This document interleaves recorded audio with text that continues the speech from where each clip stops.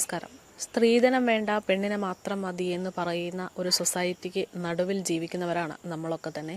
സ്ത്രീധനം എന്നുള്ളത് ഒരു കേട്ടുകേൾവി മാത്രമായിട്ടുണ്ട് എന്ന് പറയുമ്പോൾ അതിന് എതിരെയുള്ള നിയമങ്ങളടക്കം നമ്മുടെ നാട്ടിലുണ്ടാകുമ്പോഴും അതൊക്കെ യഥാർത്ഥത്തിൽ ഈ വാക്കുകൊണ്ട് പറയുന്ന ഒന്നാണ് എന്ന് വ്യക്തമാക്കുന്ന ഒരു സംഭവമായിരുന്നു കഴിഞ്ഞ ദിവസം ആറ്റുകാലിൽ നിന്നാണ് നമ്മൾ കേട്ടത്. അതായത് 50 പവനോളം സ്വർണം കൊടുത്ത് 1.5 വർഷം മുമ്പ് വിവാഹം കഴിച്ച പെൺകുട്ടി ആരതി ആത്മഹത്യ ചെയ്ത വാർത്ത. ഭർത്താവിൻ്റെ ഗാർഹിക പീഡനം, ഈ പറയുന്നത് പോലെ സ്ത്രീധനത്തിൻ്റെ പേരിൽ ചൊല്ലിയിട്ടുള്ള പ്രശ്നങ്ങൾ, അതോടൊപ്പം തന്നെ മറ്റൊരു പെൺകുട്ടിയുമായിട്ടുള്ള ബന്ധം, ഇതൊക്കെ തന്നെയായിരുന്നു ആരതിയെ മാനസികമായിട്ട് സമ്മർദ്ദത്തിലാക്കാനും ആത്മഹത്യയിലേക്ക് നയിച്ച വിവരം. നമ്മളിപ്പോൾ നിൽക്കുന്നത് ആരതിയുടെ വീടിന് മുൻവശത്താണ്. നമ്മൾ ആരതിയുടെ മാതാപിതാക്കളുടെ കാര്യങ്ങളൊക്കെ ചോദിച്ചറിയാൻ ശ്രമിച്ചിരുന്നു. പക്ഷേ അവർക്കൊന്നും ഇനി ഈ വിഷയത്തിലൊരു പ്രതികരണം നൽകാൻ താല്പര്യമില്ല എന്നുള്ള തരത്തിലാണ് പറഞ്ഞിരിക്കുന്നത്.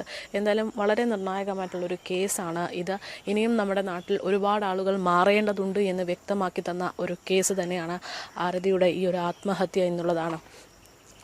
50 പവനോളം സ്വർണമാണ് ആരതിക്ക് വേണ്ടി ഈ വീട്ടുകാർ നൽകിയിരുന്നത്. അച്ഛൻ പ്രവാസിയാണ്. അത്തരത്തിൽ പ്രവാസ ലോകത്തു നിന്ന് കഷ്ടപ്പെട്ട എല്ലാ സമ്പാദ്യവും മകൾക്ക് വേണ്ടി നൽകിയ ഒരു പിതാവ്, മാതാപിതാക്കൾ, അതായിരുന്നു നമ്മൾക്ക് ഈ കേസിൽ കാണാൻ സാധിച്ചത്. തുടക്കം മുതൽ തന്നെ ഞാൻ പറയുന്ന ഒരു കാര്യമുണ്ട്.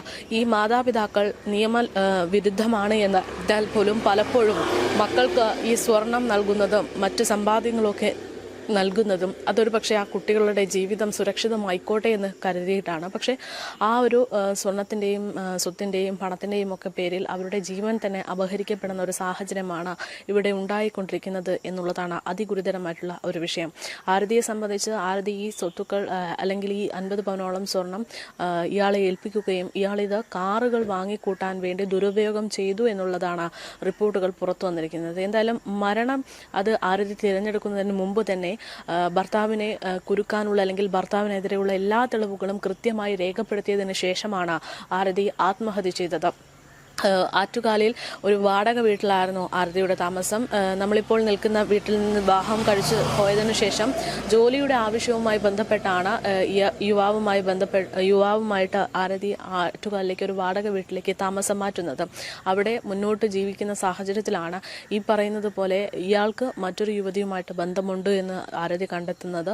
അതിൽ അസ്വസ്ഥതയാകുന്നു, അതിനെ ചൊല്ലിയുള്ള വാക്കുതർക്കങ്ങൾ ഉണ്ടാകുന്നു. അതോടൊപ്പം തന്നെ ഈ 50 പവൻ സ്വർണം അത് കൊടുത്തതിൻ്റെ ഭാഗമായി വലിയ രീതിയിലുള്ള പ്രശ്നങ്ങൾ അരങ്ങേറുകയായിരുന്നു. അതേ തുടർന്നാണ് കഴിഞ്ഞ ദിവസം ആരതി ആത്മഹത്യ ചെയ്തത് എന്നുള്ളതാണ്. എന്തായാലും കൃത്യമായിട്ടുള്ള ഡയറി കുറിപ്പുകൾ, ശബ്ദ സന്ദേശങ്ങൾ, അതുപോലെ എല്ലാ തെളിവുകളും അവശേഷിച്ചാണ് ആരതി ഈ ലോകത്തോട് വിട പറഞ്ഞത്.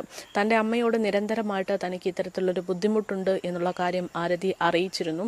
വാട്സപ്പിലൂടെ തന്നെ അയാൾ ഉപദ്രവിക്കുന്നു എന്നതിൻ്റെ തെളിവുകളായിട്ട് ഫോട്ടോ സഹിതമാണ് ആരതി ഈ അമ്മയ്ക്ക് അയച്ചു കൊടുത്തിരുന്നത്. അതൊക്കെ കേസിനൊരു നിർണായക തെളിവായി മാറും എന്നുള്ളതാണ് വിവരം.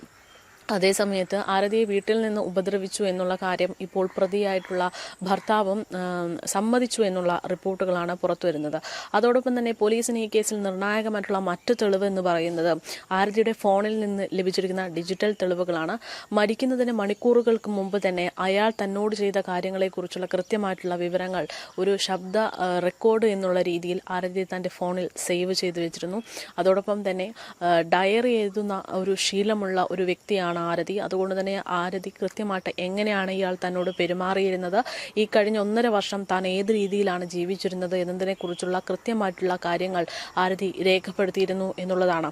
ഈ രേഖകൾ കണ്ട് സത്യം പറയുകയാണെങ്കിൽ കേരള സമൂഹം തന്നെ തലകുനിച്ചു പോകും എന്നുള്ളതാണ് യാഥാർത്ഥ്യം. കാരണം ഇത്രമാത്രം സ്വത്തും സന്തോഷവും സമാധാനവും ഒക്കെ നൽകിയ ആരതിക്ക് അയാൾ തിരിച്ചു കൊടുത്തിരുന്നത് കൊടും യാതനകൾ മാത്രമായിരുന്നു എന്നുള്ളതാണ് ആ ഡയറി കുറിപ്പുകളിൽ നിന്ന് വ്യക്തമാകുന്നത്. മരിക്കാൻ പേടിയായിരുന്നിട്ടും ഇത്തരം ഒരു കടും കൈക്ക് തുനിഞ്ഞതുപോലും അയാളുടെ ഈ ക്രൂരതകൾ സഹിക്കാൻ വയ്യാതെയാണ് എന്നാണ് ആരതി കുറിക്കുന്നത്. ഈ പറയുന്നത് പോലെ മുകളിൽ കയറിയിരുന്ന്, ശരീരത്തിന് മുകളിൽ കയറിയിരുന്ന് പുറത്ത് പറയുന്നതിനപ്പുറത്തേക്ക്, പുറത്ത് പറയാൻ പറ്റാത്ത രീതിയിലടക്കം ആരതിയെ ഇയാൾ ഉപദ്രവിക്കുമായിരുന്നു എന്നുള്ളതാണ് ഞെട്ടിക്കുന്ന വിവരങ്ങൾ.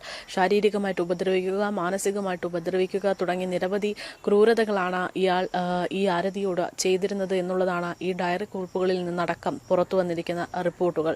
എന്തായാലും ഇയാൾ ആ വീട്ടിലുണ്ടാകുന്ന സമയത്താണ് ആരതി ആത്മഹത്യ ചെയ്തത് എന്നുള്ള വാർത്തകളാണ് പുറത്തു വന്നത്. അതുകൊണ്ട് തന്നെ ആരതി ആത്മഹത്യ ചെയ്തതാണോ അല്ലെങ്കിൽ അതിന് മറ്റെന്തെങ്കിലും ദുരൂഹതകളുണ്ടോ എന്നുള്ള കാര്യം കൂടെ പുറത്തു വരേണ്ടതുണ്ട്.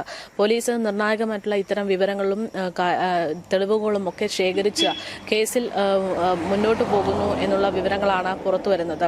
അതേസമയം ഇയാളുമായിട്ട് ഭർത്താവുമായിട്ട് ആരതിക്ക് എന്താണ് ഇത്ര പ്രശ്നം എന്ന് ചോദിച്ചു കഴിഞ്ഞാൽ, ഈ വിവാഹത്തിന് മുൻപ് തന്നെ ആരതിയുടെ ഭർത്താവിന് മറ്റൊരു റിലേഷൻഷിപ്പ് ഉണ്ടായിരുന്നു എന്നുള്ള വിവരങ്ങൾ വിവാഹശേഷമാണ് ഇവർ അറിയുന്നത് എന്നുള്ളതാണ് ഏറ്റവും പ്രധാനപ്പെട്ട കാര്യം. ആ വിവാഹത്തിന് മുമ്പ് ഉണ്ടായിരുന്ന റിലേഷൻഷിപ്പ് കല്യാണം വരെ എത്തിയതാണെങ്കിലും ആ പെൺകുട്ടിയും ദുരൂഹ സാഹചര്യത്തിൽ മരിക്കുകയായിരുന്നു എന്നുള്ളതാണ് ഏറ്റവും ഭയപ്പെടുത്തുന്ന കാര്യം. അത്തരത്തിൽ ആ പെൺകുട്ടിക്ക് എന്താണ് സംഭവിച്ചത്, അതേ ഗതി തനിക്ക് വരുമോ എന്നുള്ള ആശങ്കയും ആരതിക്കുണ്ടായിരുന്നു.